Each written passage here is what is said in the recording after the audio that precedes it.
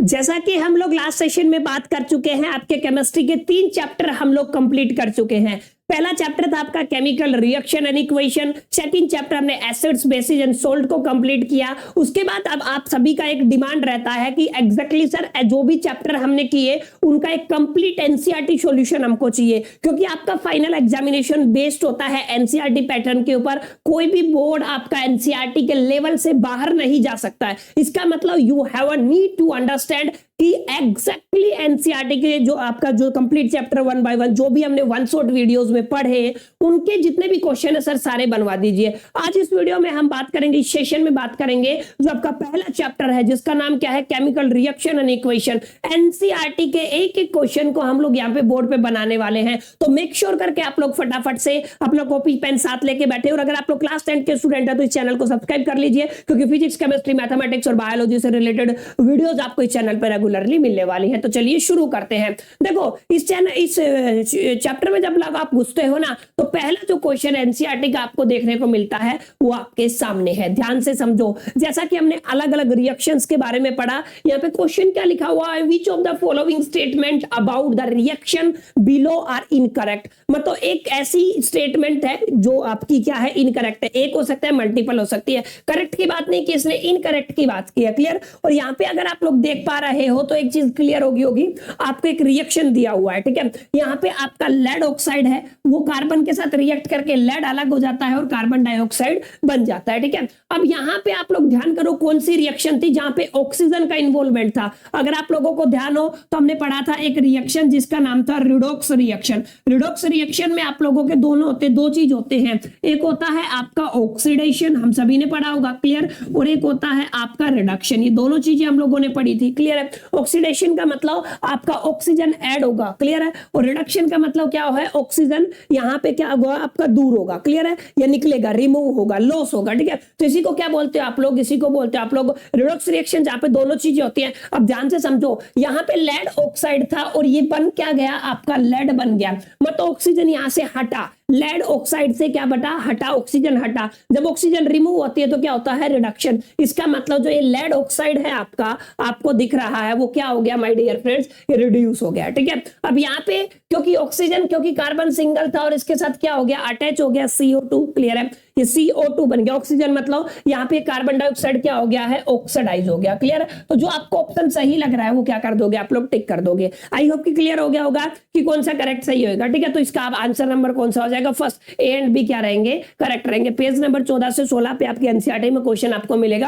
यहाँ पे मैंने रीजन भी दिया हुआ है, इसका आंसर भी दिया हुआ है, प्लस में रीजन भी दिया हुआ है। होप कि क्लियर हो गया होगा। आप लोग फटाफट से स्क्रीनशॉट ले लें। फिर भी अगर आपको पीडीएफ चाहिए तो आप लोग कमेंट बॉक्स में कमेंट करें, मैं आपको कमेंट डेफिनेटली डिस्क्रिप्शन बॉक्स में पीडीएफ प्रोवाइड कर दूंगा। क्वेश्चन नंबर सेकंड को ध्यान से समझे। यहाँ पे आपको दिया हुआ है आयरन ऑक्साइड। अब ध्यान से देखो, Fe2O3 ये आयरन ऑक्साइड है, इसके रिएक्शन एल्यूमिनियम के साथ कराई तो एल्यूमिनियम ने इसको डिस्प्लेस कर दिया, ठीक है। तो यहाँ पे क्या बन गया, Al2O3 एल्यूमिनियम ऑक्साइड बन गया, प्लस में 2 आयरन बन गया। आप लोग आप ध्यान करो कौन सी रिएक्शन थी जिसमें एक एलिमेंट दूसरे एलिमेंट को डिस्प्लेस कर देता है, उसको क्या बोलते हो, डिस्प्लेसमेंट रिएक्शन। यानी कि आप लोग क्या कह सकते हो, यहाँ पे ऑप्शन डी क्या हो जाएगा, करेक्ट हो जाएगा। तो क्या इसका सही आएगा, डिस्प्लेसमेंट रिएक्शन, क्लियर। ये आपके सामने इसका आंसर भी है, जो मैंने पढ़ाया भी हुआ है कि एग्जैक्टली डिस्प्लेसमेंट रिएक्शन क्या होती है, आप लोग यहाँ पे देख सकते हो, क्लियर। अब चलते हैं आगे अपने अगले क्वेश्चन की तरफ। ध्यान से समझना माय डियर फ्रेंड्स, काफी इंपॉर्टेंट क्वेश्चन बनता है। Question number 3, what happen when the dilute hydrochloric acid is added to the iron filling.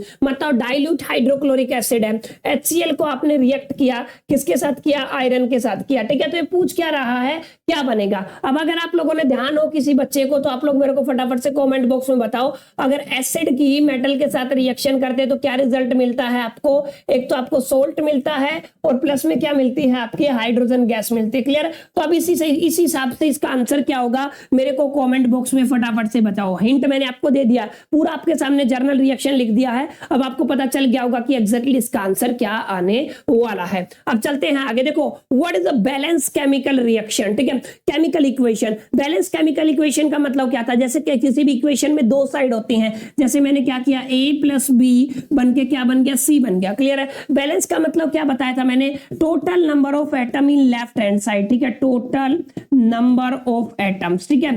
कहां पे, in left hand side is equal to the right hand side, मतलब दोनों side अगर number of atoms आपके क्या है, इक्वल हैं, तो उसको क्या बोलोगे आप लोग, बैलेंस केमिकल रिएक्शन बोलोगे। और आगे क्या पूछा है, इसने पूछा है why should chemical equation be balance, क्यों आप लोग इसको क्या करते हो, बैलेंस करते हो, ठीक है। और किस मेथड से करते हैं, तो हमने पढ़ा था, हमने चैप्टर के स्टार्टिंग में पढ़ा था, हम किस मेथड का यूज करते हैं, law of conservation of mass, ठीक है। अगर आप लोगों ने ध्यान दिया हो तो law of conservation of mass का हम लोग यहाँ पे क्या करते हैं, यूज करते हैं। और जो मेथड इसके लिए यूज किया जाता है, हम उसको कहते हैं हीट एंड ट्राई मेथड। ये भी आपको पता होना चाहिए, ठीक है, कौन सा मेथड आप लोग यूज करते हो, हीट एंड ट्राई मेथड। ये बहुत बेसिक बात है, आई होप कि आपको क्लियर हो गया होगा। चौथा क्वेश्चन क्या है, क्या इसका आंसर बनेगा, आप लोग देख सकते हो कैसे आपको लिखना है अपनी नोटबुक में। ये प्रॉपर तरीके से आंसर है, समझा मैंने आपको दिया है, क्लैरिटी मैंने आपको दे दी है, ये इसका प्रॉपर आंसर है। अब चलते हैं अपने क्वेश्चन नंबर 5 की तरफ, ध्यान से समझना एग्जैक्टली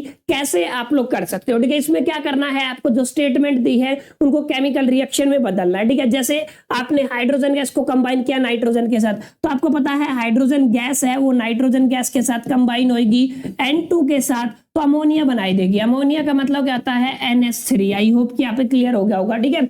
तो यहाँ पे ट्रांसलेट करना है और फिर उनको क्या करना है, बैलेंस करना है, क्लियर। तो रिएक्शन तो आपकी बन गई है, लेकिन यहाँ पे देखो, यहाँ पे हाइड्रोजन 2, यहाँ पे 1 है। अगर मैं इसको 2 से मल्टीप्लाई कर दूं, ध्यान से देखो, नाइट्रोजन कितनी होगी, 2, नाइट्रोजन कितनी होगी, 2, यहाँ पे भी नाइट्रोजन कितनी है, 2, लेकिन हाइड्रोजन कितनी होगी, 6, 3 दूनी 6, यहाँ पे इसको कितने से मल्टीप्लाई कर देंगे, 3 से। इसका मतलब इसकी बैलेंस जो रिएक्शन हो क्या बनेगी, 3 हाइड्रोजन 2 नाइट्रोजन, ये टोटल इसकी क्या है, बैलेंस रिएक्शन। आई होप कि आपको क्लियर हो गया होगा। तो पहली रिएक्शन आप लोग बना लोगे, आंसर आप लोग देख सकते हो, अनबैलेंस ऐसी बनेगी और बैलेंस कैसी बनेगी, ऐसी बनेगी, जो मैंने अभी अभी आपको कराई, क्लियर। आप लोग यहाँ पे देखें, अगला क्या है, हाइड्रोजन सल्फाइड। अब हाइड्रोजन सल्फाइड अगर आप लोग देखोगे तो H2S होता है, ठीक है। हाइड्रोजन सल्फाइड को आपने बर्न किया है एयर में, एयर का मतलब ऑक्सीजन के साथ रिएक्ट करेगा और क्या बनाता है वो आपका वाटर और सल्फर डाइऑक्साइड SO2 बनाता है। यहाँ पे देखो, हाइड्रोजन सल्फाइड ऑक्सीजन के साथ रिएक्ट करके वाटर और क्या बनाता है, सल्फर डाइऑक्साइड। बैलेंस कैसे करेंगे, ध्यान से देखो, ऑक्सीजन कितनी इधर 2, क्लियर, यहाँ पे कितनी है, 2 और 1 3। अब ध्यान से देखना, यहाँ पे मैं यहाँ पे लिख रहा हूं H2S है आपका हाइड्रोजन सल्फाइड, ऑक्सीजन के साथ रिएक्ट करता माय डियर फ्रेंड्स, क्या बना देता है आपका वाटर, और प्लस में क्या बना देता है आपका SO2, क्लियर। यही तो आपकी केमिकल रिएक्शन है ना। अब यहाँ पे देखो, किसको बैलेंस किया जा सकता है, किसको नहीं किया जा सकता। यहाँ पे हाइड्रोजन, यहाँ पे ऑक्सीजन देखो, 2 और 1 कितनी है, 3, यहाँ पे कितनी है, 2। अगर मैं इसको 3 से मल्टीप्लाई कर दूं तो कितना होगा, 3 दूनी 6, यहाँ पे कितनी है, 2। अगर मैं इसको 3 से देखो कितने से मल्टीप्लाई होगा, अगर मैं इसको 2 से मल्टीप्लाई कर दूं, 2 दूनी 4 और 2 कितना हो जाएगा, 6, ठीक है। अगर आप लोग यहाँ पे 2 से मल्टीप्लाई कर दो तो 2 ऑक्सीजन होगी, और यहाँ पे भी 2 से मल्टीप्लाई कर दो, कितना होगा, 2 दूनी 4 और 2 कितनी हो जाएंगी, 6, क्लियर है। तो और यहाँ पे ऑक्सीजन 3 होगी, ठीक है। हाइड्रोजन सल्फाइड यहाँ पे भी कितने से मल्टीप्लाई करना पड़ेगा, 2, क्योंकि सल्फर कितना हो गया वहां पे 2, यानी कि इसकी बैलेंस रिएक्शन क्या बनेगी, ये वाली इसकी क्या बन जाएगी, balance reaction. 2 hydrogen sulphide plus में 3O2 क्या बन जाएगा, 2H2O प्लस में 2O2, क्लियर। ये आपकी सेकंड थी। अगर आप लोग थर्ड देखोगे तो बेरियम क्लोराइड है, BaCl2 react with the aluminium sulphide, क्या देता है आपका, एल्यूमिनियम क्लोराइड देता है, और प्रेसिपिटेट एंड बेरियम सल्फाइड। आप लोग यहाँ पे देख सकते हो, BaCl2 को Al2SO4 के साथ रिएक्ट कराया, AlCl3 दिया और BaSO4 दिया। अगर आप लोग बैलेंस देखोगे तो आपके सामने है, आप लोग इसको हीट एंड ट्राई मेथड से बैलेंस कर लेना, आपके सामने आंसर आप लोग देख सकते हो, क्लियर। ऐसे आप लोग अगली रिएक्शन को भी देख सकते हो। यहाँ पे क्या है, potassium metal react with the water to give the potassium hydroxide and hydrogen gas. ये वाली रिएक्शन हमने लेक्चर के बीच में करी थी, इसकी बैलेंस रिएक्शन ये बनेगी, क्लियर है। तो ये काफी इंपॉर्टेंट रिएक्शन है, आपको अच्छे से बनानी है, ध्यान से देख लो। ये आपका क्वेश्चन था, ठीक है। 5 क्वेश्चन आपके हो चुके हैं, आई होप कि आपको क्लियर हो गया होगा। अब बैलेंस, जितनी भी बैलेंसिंग की है उन सबको आपको प्रैक्टिस करना पड़ेगा। देखो सारी तो मैं नहीं करवा पाऊंगा, क्लियर है, क्योंकि सेशन बहुत लंबा चला जाएगा, आपको प्रैक्टिस करना। बस इन सभी का आंसर मैं आपको साथ साथ प्रोवाइड कर देता हूं, आप लोग देख लीजिए। ये इन सब की बैलेंसिंग का क्या है, आंसर है। ये वाला क्वेश्चन है 6, इसके आंसर क्या है, ये स्क्रीनशॉट ले लो, PDF में चाहिए तो आप कमेंट कर देना, मैं कमेंट में प्रोवाइड कर दूंगा, ठीक है। अब यहाँ पे देखो, सेम यहाँ पे है, write the balance chemical equation for the following reaction. इन सब के लिए जो भी बैलेंस इक्वेशन आप लोग देख लो फटाफट से, इस तरीके से आप लोग बैलेंस करोगे, क्योंकि ये सारे मेथड्स हम लोग अपने लेक्चर में सीख चुके हैं। यहाँ पे बात सिर्फ आपके जो इंपॉर्टेंट क्वेश्चन क्वेश्चंस है उनको बनाने की रहेगी। कुछ एक दो हिंट्स मैं आपको दूंगा, बाकी प्रैक्टिस आपको करनी है। प्रैक्टिस आप लोग करें और अपना आंसर क्या करें, मैच करें। एक और क्वेश्चन है, यहाँ पे भी सेम ही आपको बात करनी है कि एग्जैक्टली इन सब के क्या करने हैं, केमिकल रिएक्शन को बैलेंस करना है। तो ये इन सभी का सॉल्यूशन है। तीनों चारों क्वेश्चन जिनको मैंने नहीं कराया उन सबको आपको अपनी नोटबुक में प्रैक्टिस करके देखना है, ताकि आप लोग इजीली इनको क्या कर पाओ, क्रैक कर पाओ। ठीक है, तो यहां तक तो आपकी बैलेंसिंग का काम था। अब कुछ बुनियादी क्वेश्चन है जो आपको पता होना चाहिए। What does one means by the exothermic and endothermic reaction, give an example.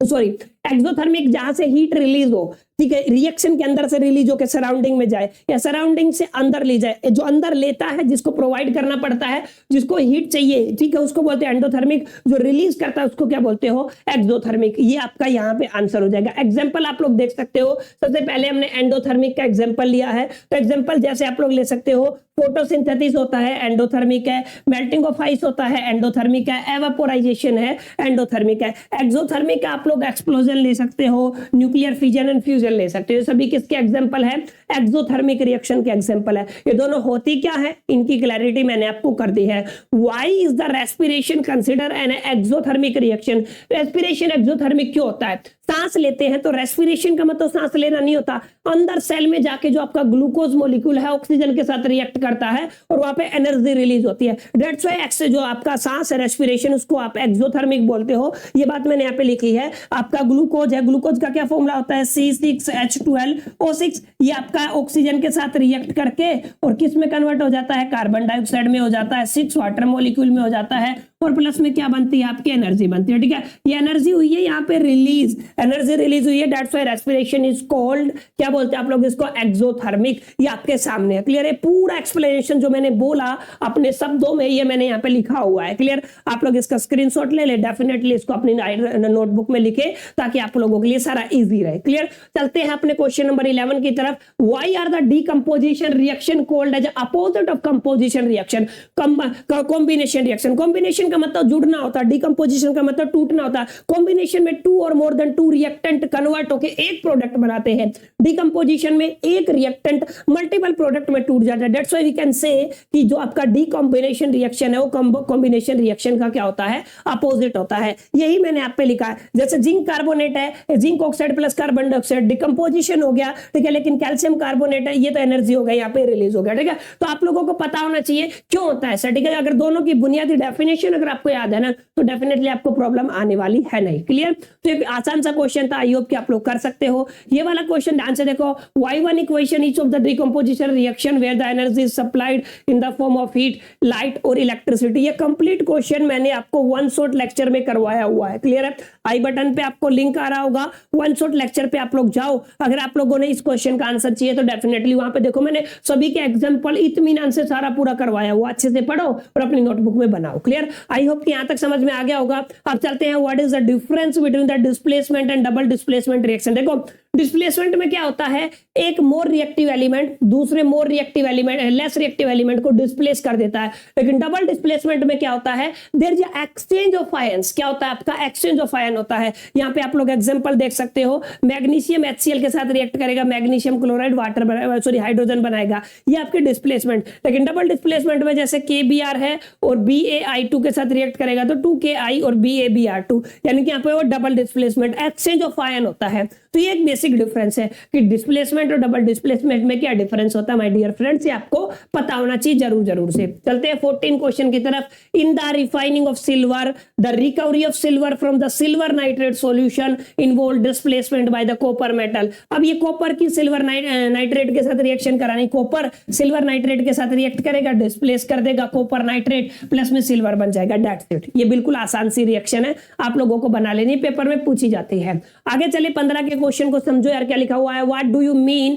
Bye the precipitation reaction, explain by an giving example. Precipitation reaction मतलब जिसमें प्रेसिपिटेट बन जाते हैं। Just you can say this is the example of the displacement reaction in which one compound is exist या फिर formed in the form of precipitate. इसको क्या बोलते हैं आप लोग, प्रेसिपिटेट रिएक्शन। एग्जांपल आप सभी के सामने है, आप लोग इसको नोट करें प्रॉपर तरीके से और अच्छे से याद करें। जो बातें मैंने आपको बताई वही इसके आंसर में लिखी हुई है। अब चलते हैं आगे, ध्यान से देखो। Explain the following in the terms of gain और loss of oxygen with 2 example. 2 example देने हैं। ऑक्सीडेशन ऑक्सीजन के केस में आपको बताना है क्या गेन ऑफ ऑक्सीजन, जहां पे ऐड होगा वो ऑक्सीडेशन, ठीक है, जहां पे लॉस होगा वो क्या होगा आपका रिडक्शन। ये दोनों चीज आपको पता होना चाहिए, ठीक है। ये दोनों एग्जांपल है, 2 एग्जांपल इसके हैं और 2 एग्जांपल आप लोग यहाँ पे देखो रिडक्शन के। क्लियर है, दोनों एग्जांपल आप लोग अपनी नोटबुक में बनाए, अच्छे से याद होने चाहिए। ये सारी तमाम बातें हम लोग जब हमने लेक्चर डिस्कस किया था तब भी की थी, और अभी भी मैंने आपको एक ओवरव्यू दे दिया है ताकि आप लोगों के लिए सहूलियत हो, आपको आसानी रहे, ठीक है।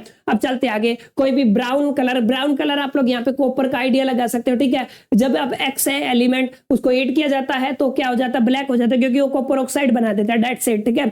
जब भी कॉपर को ऑक्सीजन के साथ रिएक्ट करोगे तो क्या बनेगा, कॉपर ऑक्साइड, वो ब्लैक कलर का होता है, ठीक है, डेड सेट। बहुत आसान क्वेश्चन आप लोग बना सकते हो। चलते आगे, ठीक है। Why do you apply the paint on the iron article, iron article के ऊपर पेंट क्यों लगाया जाता है, ताकि हम उसको किससे बचा सके, रस्ट से बचा सके, जंग से बचा सके, ठीक है। ये प्रिवेंसिंग ऑफ जो कोरोजन है उसका एक मेथड है जिसको आप लोग क्या बोलते हो, पेंटिंग करना। क्लियर है, आई होप कि क्लियर हो गया होगा। Oil and fat contain the food item are fulfilled with the nitrogen, nitrogen से क्यों बनाया जाता है, क्योंकि जो भी आपके फैटी और ऑयली सब्सटेंस होते हैं, ठीक है, अगर उनको लंबे टाइम तक हम खुले में रखेंगे तो ऑक्सीजन के साथ कंबाइन होकर वो ऑक्सीडाइज हो जाएंगे और रेंसिडिटी हो जाएगा, उनकी स्मेल और टेस्ट चेंज हो जाएगा, ठीक है। उनसे प्रिवेंट करने के लिए हम लोग नाइट्रोजन गैस का यूज करते हैं। ये एक तरीके से अनरिएक्टिव गैस होती है। क्लियर, ये सारा यहाँ पे मैंने लिखा हुआ है, हम लोग लेक्चर के दौरान भी पढ़ चुके हैं, तो आई होप के क्लियर हो गया होगा, बहुत आसान है। अब चलते हैं, कोरोजन क्या होता है, रेंसिडिटी क्या होता है। कोरोजन का मतलब कोई भी मेटल है उसको स्लोली मेटल में प्रेजेंट जो भी गैसेस वगैरह की तरफ से